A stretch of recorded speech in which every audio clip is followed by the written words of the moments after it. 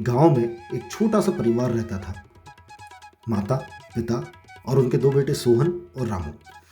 एक ही माता पिता से जन्मे बच्चे स्वभाव के अलग अलग थे। रामू बहुत ही इमोशनल और इसके विपरीत सोहन वो प्रैक्टिकल था। माता पिता के लिए बच्चों में ऐसा संयोग उनके जीवन में महत्वपूर्ण भूमिका निभाता था। इमोशनल और प्रैक्टिकल संयोग रिश्तेदारों के बीच संतुलन बनाए रखने का काम करता था, जिससे जैसा रिश्ता रखना है उसके सामने उस बच्चे को आगे कर दिया जाता था। इससे माता पिता को बुरा भी नहीं बनना पड़ता था और काम भी हो जाता था। देखते ही देखते समय गुजरता गया, बच्चे बड़े हो गए। सोहन जो कि प्रैक्टिकल था, उसने अपना घर, गाड़ी और पैसा बना लिया था।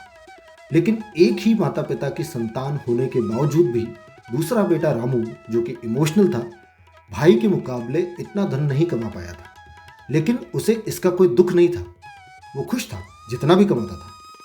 माता पिता के पास हमेशा से विकल्प था चुनाव करने का। सोहन के पास सब कुछ था, सारी सुख सुविधा थी, तो उन्होंने उसी को चुना।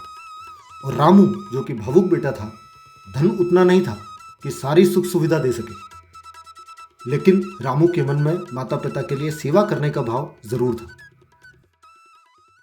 इस दुनिया में केवल भाव होने से कुछ नहीं होता, धन भी चाहिए होता है सेवा करने के लिए। ये बात उसे उसी के माता पिता के व्यवहार ने सिखाई।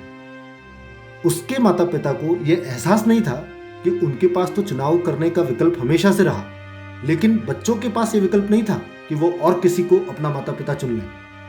रामू आंखों में आंसू लिए सोचता रह गया कि माता पिता के पास जितने बच्चे उतने विकल्प, लेकिन उन हर एक एक बच्चे के पास केवल वो एक ही माता पिता होते हैं जिनसे वो प्यार और उम्मीद रखते हैं।